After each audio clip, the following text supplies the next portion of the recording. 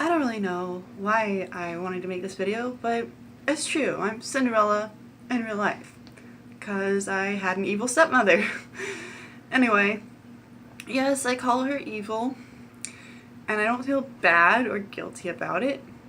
I don't think you would either if you had a stepmother who constantly compared her body to your body when you were a child and called your body sexy at the age of about 11. And before that, definitely implied such a thing. And it's constantly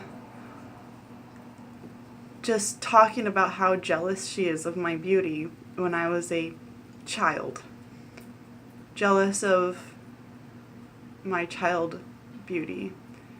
Anyway, she had weight issues and skin issues, and I understand the self-esteem issues that come with that, but to constantly tell a little girl how jealous you are of her and constantly compare yourself to her and make her feel bad for making you feel bad is not healthy. Also, that wasn't the only guilt trip that was laid on me. I was laid on a guilt trip over things I couldn't control, like my parents' divorce. She made me feel guilty for not being around. Like, I have equal responsibility to my little brothers as, like, I'm their mother or something, or a parent, and I'm, like, neglecting or abandoning them every time I go to my mother's house. She would talk about, oh, your brothers, they just love you so much. And I know that my brothers love me, and that's a fine thing to say to someone, but to tell them, to guilt trip a child who has a broken home, that her half-brothers are going to miss her when she's gone, and make her feel like she's responsible for that pain she causes them, and that she should figure out how to get full custody for them. This is kind of the implication. This went on my whole childhood, just such severe guilt tripping over me having to go to my mother's, or wanting to be at my mother's, or liking to be at my mother's.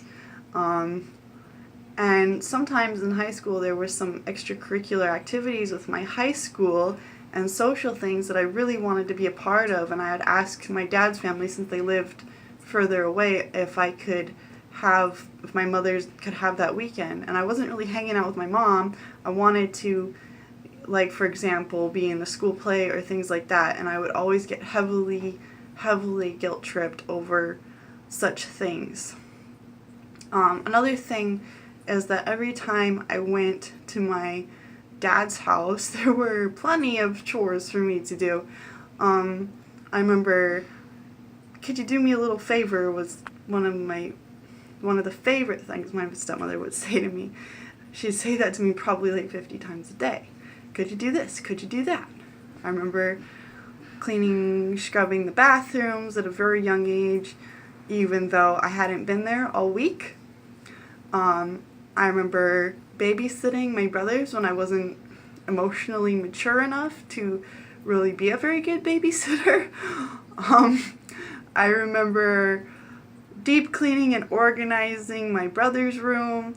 I remember there always just being plenty of housework and childcare for me to do when I went over to my dad's house. And I remember my stepmother being very obese, sickly, and somewhat lazy, but I think that her health problems were making her feel more lazy than she would feel if she's maybe on a vegan diet or something, but nothing like that would ever occur to her, since she's a very religious woman, and in the Bible it says that animals are here for us to eat, so she definitely, probably to this day, believes that animals are here for us to eat.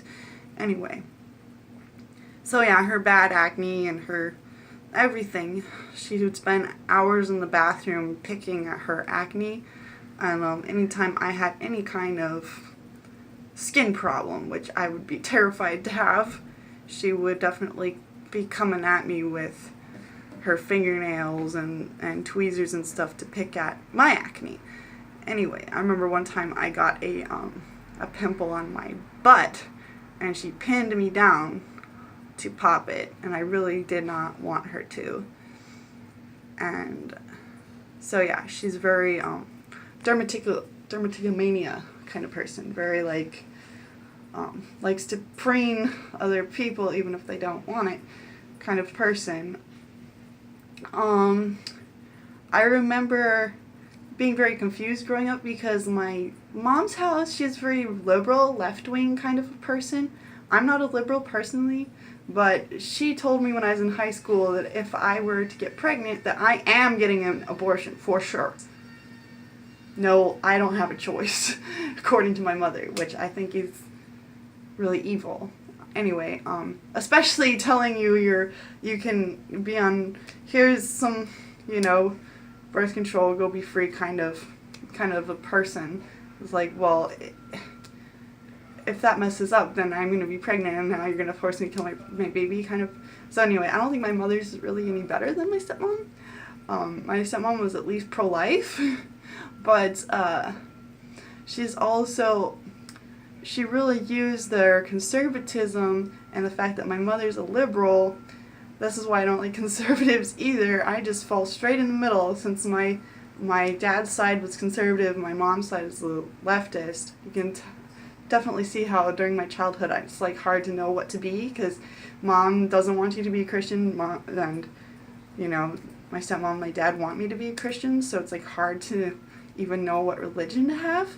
So anyway, yeah, when I became a young woman, in my early 20s, she came down very hard on me for having boyfriends and stuff like this, which I'm sure she could have predicted, being that my mother is a leftist and I'm at my mom's house most of the time and she's not predominantly raising me, nor is my dad predominantly raising me, so I'm not being predominantly raised in the church. So she expected me to keep my virginity until marriage and this sort of a thing, and this was not something I was going to do since my mother had other ideas. I don't think it's right anyway I actually at the time felt like I don't want to have sex with anybody who I don't love. So that's what I chose, and I felt like everyone who I have ever had sex with my entire life, I felt like I really loved that person and wanted to be with them for the rest of my life. And that has hurt me before, but I do understand this whole concept of not having sex before you're married, and I do think it's agreeable to a certain extent, but she knew that I wasn't going to be, some perfect Christian girl since I wasn't raised by them. And she chose to really come down hard on me and reject me over those things as a young child and isolate me from my family as a young adult. Like, as soon as I graduate high school, like, oh, you're a whore, kind of attitude. Like, you don't belong in our family anymore, you fucking whore, kind of. She never said fucking, but she's very, she basically drove me away as soon as I graduated high school, just by making me feel like I'm an immoral piece of shit. So, yeah. Conservative women can be huge bitches. They can be homewreckers. Anyway, my father, to start this whole thing off, cheated on my mother in Alaska. He was married to my mother and then got a woman pregnant when he was on a fishing trip. And then they decided to get married. So there's different stories on how that happened and who's in the wrong and who's in the right, but there was a lot of withholding on my mother's side and there was a lot of assholeness on my father's side, and I think they both fucked up. And it wasn't cool. And stepmom, evil, don't like her. Will probably never like her.